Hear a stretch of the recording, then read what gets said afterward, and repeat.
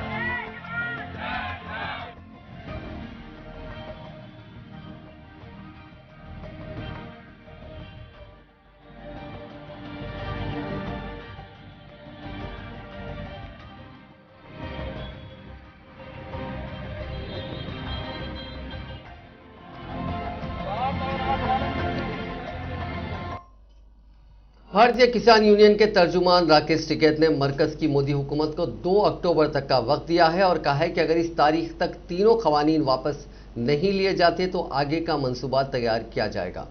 Media से बातचीत के दौरान राकेश टिकैत ने कहा कि हम दबाव में हुकूमत के साथ बातचीत नहीं करेंगे, मशरूत बातचीत होगी। हमारा मुजाहरा उस वक्त तक जारी रहेगा जब तक सभी कवानीन वापस नहीं ले लिए जाते और एमएसपी को कानूनी दर्जा नहीं मिल जाता। मुतालिबात पूरे होने के बाद ही किसान घर वापस जाएंगे, वरना धरने पर बैठे रहेंगे। उन्होंने मजीद कहा कि पूरे मुल्क में गैर सियासी तहरीक चलेगी और दिल्ली में एक एक कील काटकर अपने घर ले जाएंगे। हुकूमत जल्द सभी कानून को वापस ले और ट्रैक्टर वालों को नोटिस भेजने की हरकत बंद हो।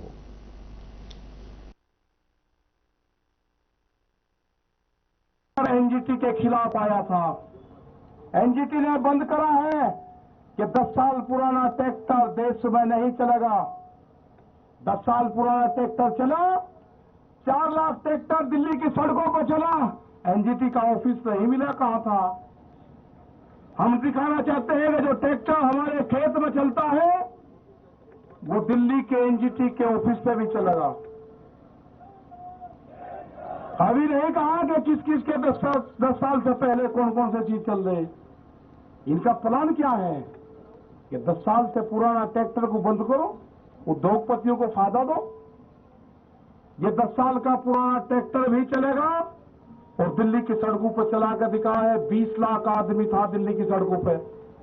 अगला टारगेट हमारा 40 लाख ट्रैक्टरों का है। हम जाएंगे देश में और जो किसान यात्राओं में ट्रैक्टर लेकर आएगा इस साल, उसको अधिकार होगा कि अपने ट्रैक्टर को इस ट्रैक्टर क्रांति से जोड़े। अपने ट्रैक्टर पर लिखे किसान क्रांति 2021 26 जनवरी। जब वो ट्रैक्टर को लिख के और देश में कुछ चलेगा, उसका सम्मान होगा। 40 लाख ट्रैक्टर का टारगेट है। सरकार को अगर समझ में आ रही हो तो किसान से बात करें। एमएसपी पे कानून बना रहे, 3 कानूनों को वापसी ले। जब ही घर वापसी होगी उससे पहले किसान घर नहीं जाएगा। टारगेट 2 अक्टूबर तक है हमारा। उसके बाद आगे का प्रोग्राम बढ़ाएंगे। अभी आप सब लोगों को अपने गांव से ये करना है कि शिफ्ट वाइज, जैसे आप खेती करते हो ना, ऐसे ही शिफ्ट वाइज आपको गांव दर गांव यहां पे जनसंख्या बढ़ाते रहना है। ज्यादा भी नहीं बढ़ानी है, कम भी नहीं रखनी।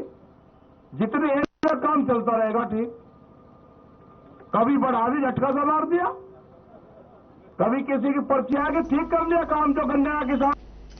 यूनाइटेड नेशंस ह्यूमन राइट्स ने हिंदुस्तान में चल रही किसान तहरीक पर पहली बार अपना बयान दिया है। अक़वाम मुत्तहिदा के हुकूक़ इंसानी इदारे ने किसान तहरीक को लेकर इंतजामिया और मुजाहिरीन दोनों से एक खास अपील की है। इदारे ने मुजाहिरीन और इंतजामिया से इंतहाई सब्र से काम लेने की गुजारिश की है। अक़वाम मुत्तहिदा हुकूक़ इंसानी का कहना है कि पुरअमन तरीके से जमा होने और इजहार राय के हुकूक़ की ऑफलाइन और ऑनलाइन दोनों जगह हिफाजत होनी चाहिए। काबिल जिक्र है कि ऐसा पहली बार है कि जब अक़वाम मुत्तहिदा ने हिंदुस्तान में गुज़िश्ता 2 महीने से ज़्यादा मुद्दत से दिल्ली की सरहदों पर जारी किसान मुजाहरे के ताल्लुक से अपना रद्दअमल जाहिर किया है। किसान तहरीक के ताल्लुक से कई बैनुल अक़वामी हस्तियों ने भी गुज़िश्ता कुछ दिनों से अपनी अपनी राय सोशल मीडिया के जरिए देना शुरू की है, जिनमें से कई तनाज़ात के शिकार भी हो गए। दूसरी तरफ शिवसेना लीडर प्रियंका चतुर्वेदी ने एक ट्वीट किया है जिसमें कहा कि एमईए के जरिए तरदीद का इंतजार, हुकूमत हिंद ने हमारे मुल्क को अदम बर्दाश्त वाला और गैर जमहूरी बना दिया है। प्रियंका चतुर्वेदी ने अक़वाम मुत्तहिदा हुकूक़ इंसानी का ट्वीट शेयर करते हुए यह बयान दिया।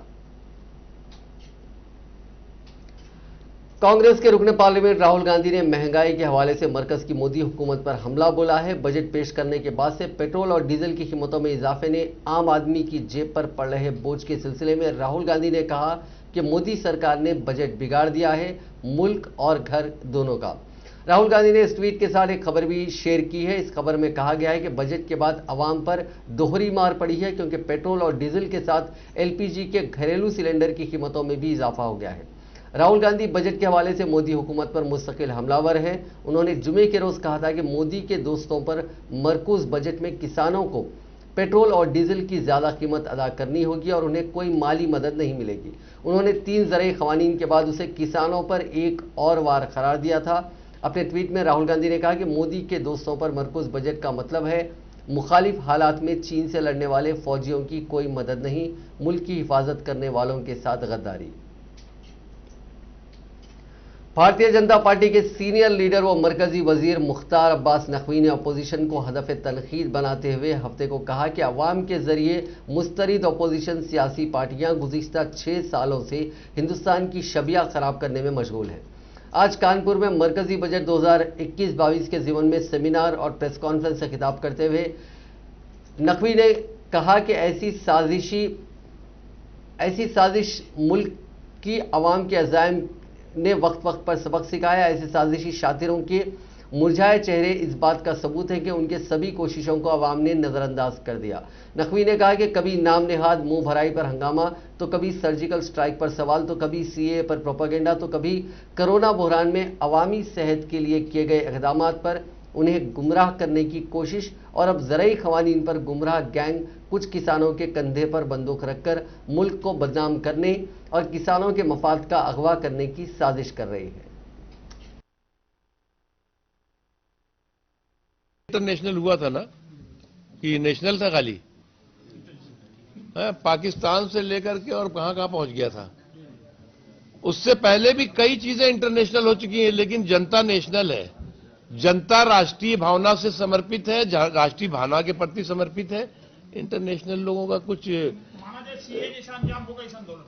अंजाम में किसी आंदोलन का नहीं। हम लोग आंदोलन से निकली हुई पार्टी है, आंदोलन की हम सम्मान करने वाले पार्टी है, और इसीलिए हमारा एटीट्यूड, और इससे पहले की जो सरकार थी, अन्ना हजारे जी का आंदोलन हुआ था, क्या हुआ था, पुलिस भेज करके, और रामलीला मैदान में केवल 200-300 लोग बैठे हुए थे, उनकी रातों रात पिटाई हुई। बाबा रामदेव बेचारे रातों रात उनको पकड़ करके भागना पड़ा, वहां से हटना पड़ा, उनकी जान को खतरा हो गया। तो हमारे यहां टॉक से बात हो रही है, किसी से कोई दबाव नहीं। और कभी कोई देश ये स्वीकार करेगा क्या कि आपके देश के राष्ट्रीय ध्वज का अपमान हो? क्या कभी देश स्वीकार करेगा क्या कि 26 जनवरी जो देश के लिए गौरव का दिन होता है, उत्सव का दिन होता है, उसमें उद्दंडता और हुड़दंग हो? ये कोई नहीं स्वीकार करता है। देखिए, क्रिमिनल कॉन्स्पिरेसी का संदूक। टाटा ग्रुप के साबिक चेयरमैन रतन टाटा को भारत रत्न देने की मांग उठ रही है। इसके लिए सोशल मीडिया पर #भारत रत्न फॉर रतन टाटा कैंपेन चलाया जा रहा है। हालांकि अब खुद टाटा ने सोशल मीडिया पर बयान जारी करके ये कैंपेन रोकने की रिक्वेस्ट की है। रतन टाटा ने अपने सोशल मीडिया अकाउंट पर लिखा, सोशल मीडिया पर एक तबके के लोगों की तरफ से मुझे एक अवार्ड देने की मांग उठ रही है। मैं आपकी ख्वाहिशात की सराहना करता हूं, लेकिन आपसे अपील करता हूं कि ऐसी मुहिम बंद की जाए। मैं हिंदुस्तानी होने और हिंदुस्तान की तरक्की और कामयाबी में कंट्रीब्यूट करने के लिए ही खुद को खुशकिस्मत मानता हूं। सोशल मीडिया पर यूजर्स लगातार रतन टाटा के अच्छे कामों की पोस्ट शेयर कर रहे हैं। उनका कहना है कि टाटा ने हर मुश्किल दौर में मुल्क का साथ दिया और मुल्क की तरक्की के लिए अहम कंट्रीब्यूशन दिया। बीजेपी के कौमी सदर जेपी नड्डा ने आज मालदा जिले में बीजेपी की रथ यात्रा का इफ्तिताह करते हुए कहा कि ममता बनर्जी के तकब्बुर की वजह से बंगाल के किसान वजीर आजम सम्मान निधि स्कीम से महरूम हो चुके हैं। उन्होंने कहा कि वजीर आजम मोदी की क़यादत वाली मरकजी हुकूमत किसानों की फलाह बहबूद के लिए पुरज़्म है और इसके लिए काम कर रही है। बीजेपी के कौमी सदर जेपी नड्डा इस वक्त किसानों के साथ खाना खा रहे थे जब मुल्क भर के किसान मरकजी हुकूमत के 3 मुतनाज़िया क़वानीन के खिलाफ चक्का जाम कर रहे थे। नड्डा ने किसानों की रैली से खिताब करते हुए कहा कि बीजेपी काश्तकारों के हक में है। उन्होंने कहा कि अपोजिशन गुमराही फैला रही है कि मोदी हुकूमत किसानों के खिलाफ है, जबकि मोदी हुकूमत ने किसानों के लिए जो काम किए हैं वो किसी भी हुकूमत ने नहीं किए। नड्डा ने कहा कि आपको ये जानकर हैरत होगी कि बंगाल के तकरीबन 23 लाख किसानों ने वजीर आजम किसान स्कीम से फ़ायदा उठाने के लिए ऑनलाइन दरख्वास्त दी है। ताहम ममता हुकूमत ने उन दरख्वास्तों की तस्दीक का अमल रोक दिया।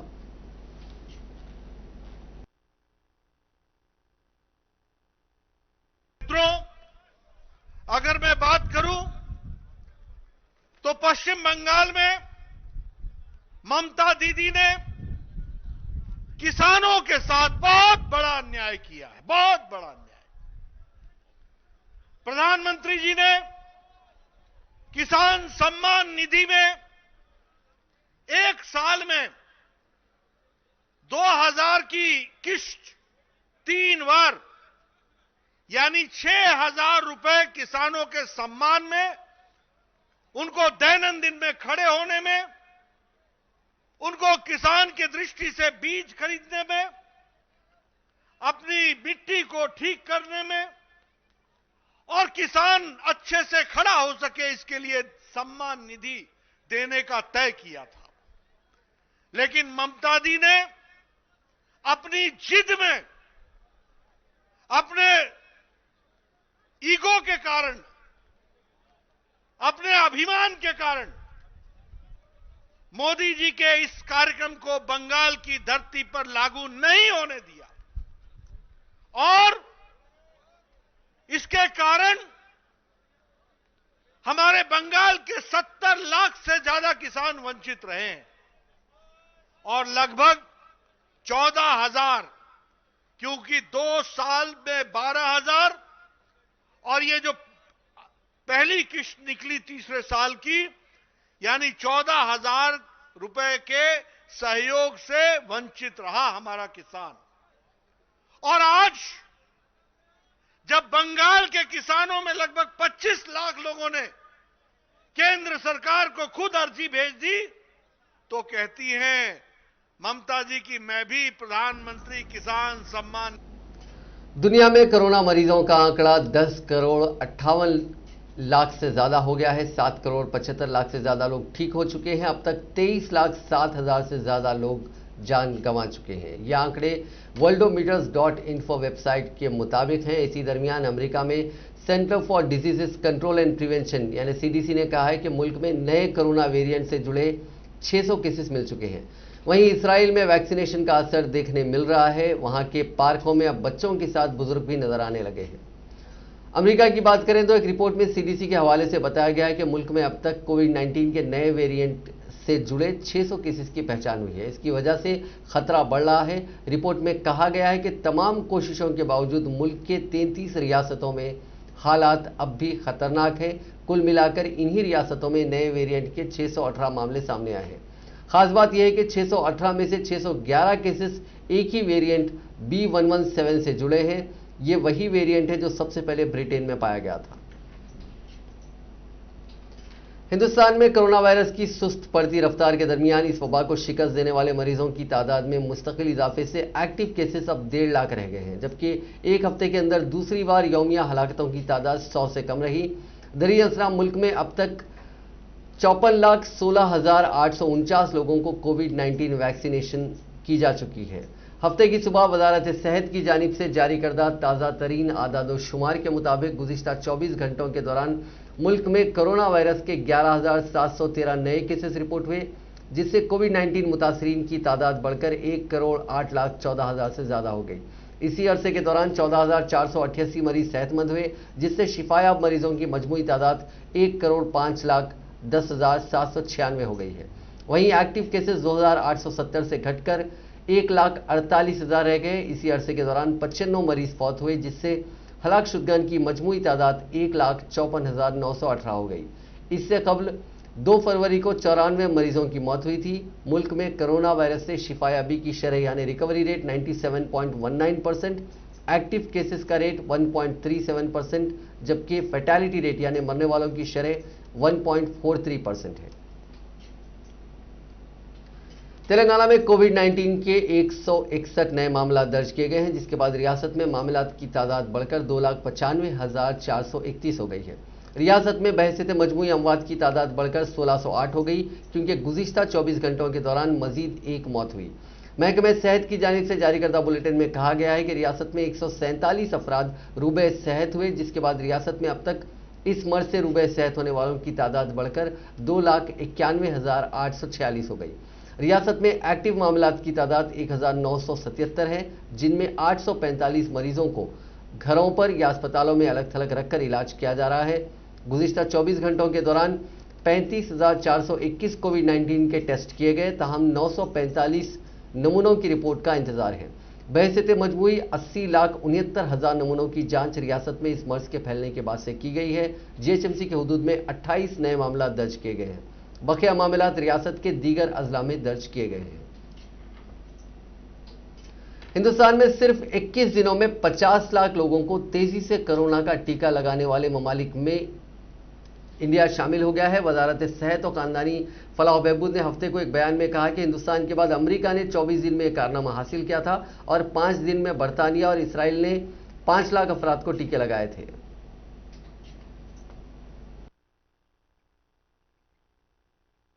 आज 6 फरवरी 2021 शाम 6 बजे तक हमारे देश में कुल 56,36,868 लोगों को कोविड वैक्सीनेशन किया जा चुका है और इसमें जो हेल्थ केयर वर्कर्स हैं उनकी संख्या 52,66,175 है, जो कुल हेल्थ केयर वर्कर्स का जो साइज है उसका 54.7% है।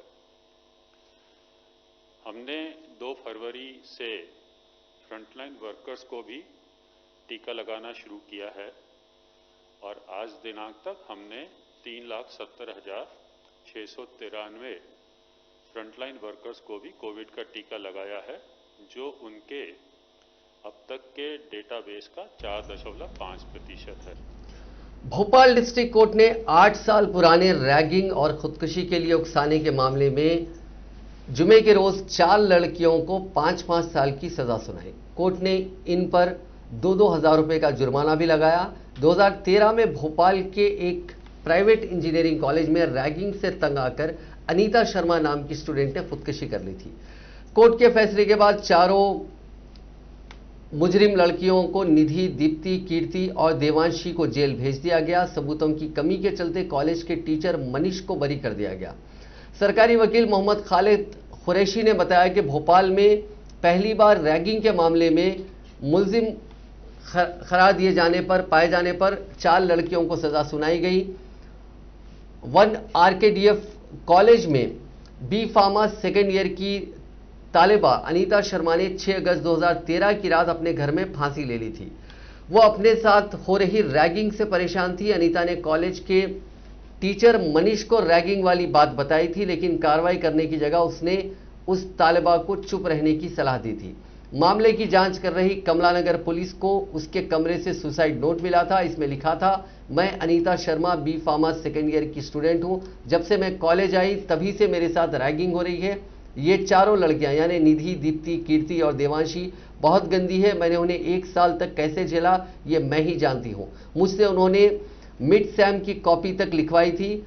शिकायत करने पर मनीष सर ने मुझे कहा कि कॉलेज में रहने के लिए सीनियर्स की बात माननी पड़ती है।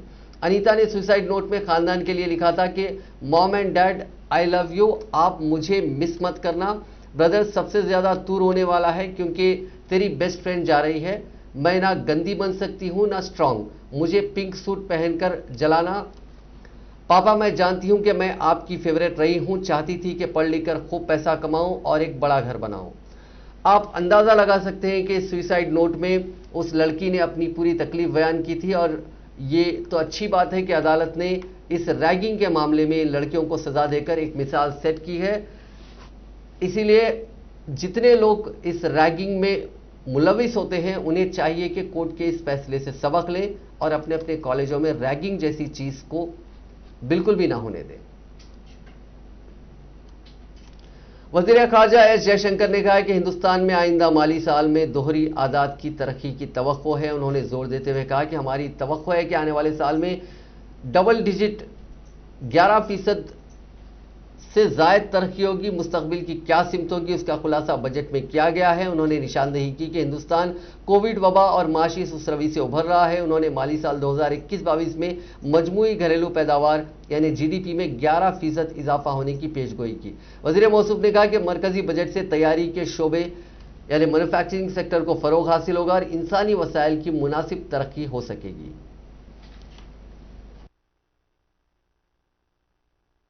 Very strong impact on the Andhra economy as well.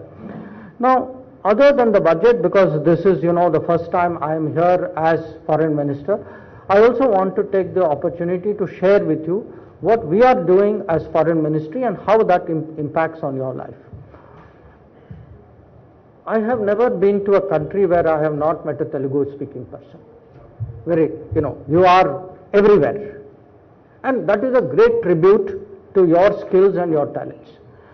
But at a time of difficulty when COVID happened, it also meant that every family here had some concern what was happening to people who were stuck outside.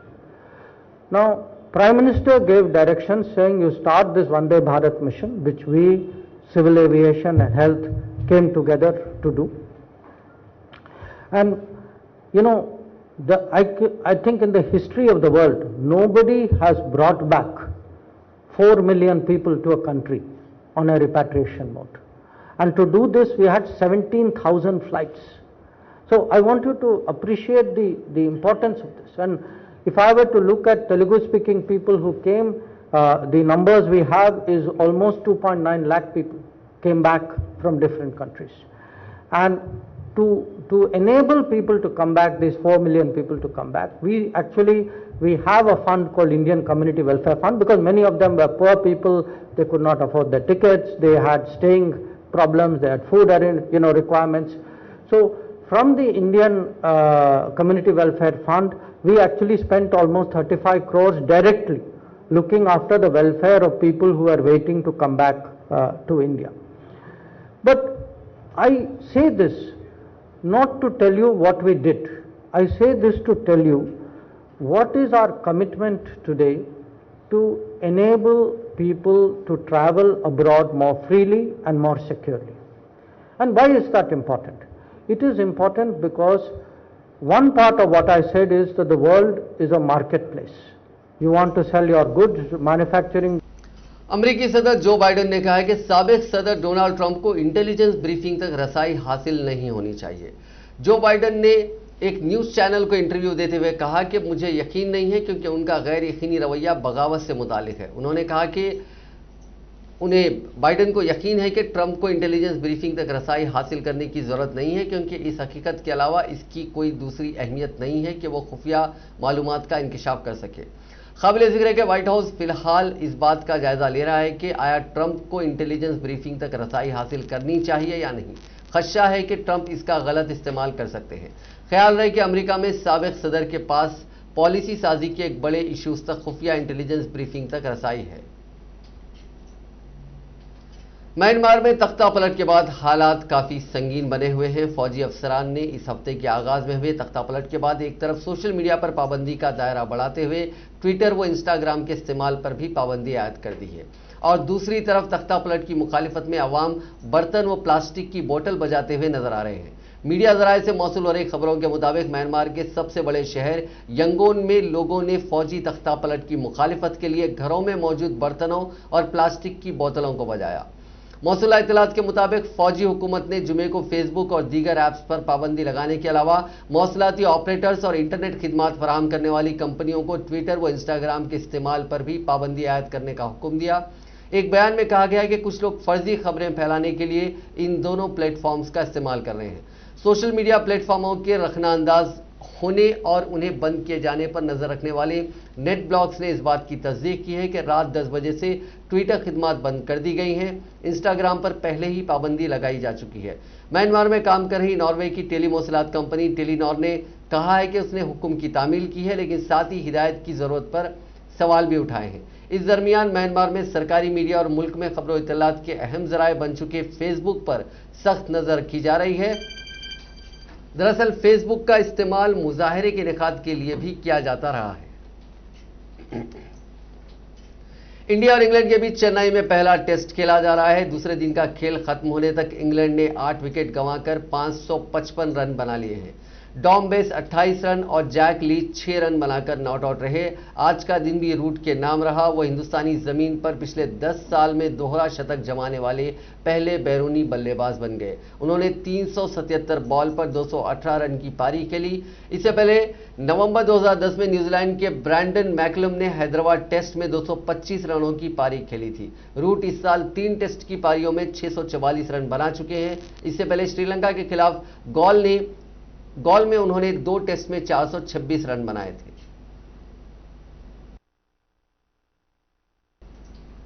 नाज़रीन, आज की खास बात में बस इतना ही। आपसे कल मुलाकात होगी नई खबरों के साथ, नए एनालिसिस के साथ। फिलहाल दीजिए इजाजत। खुदा हाफिज।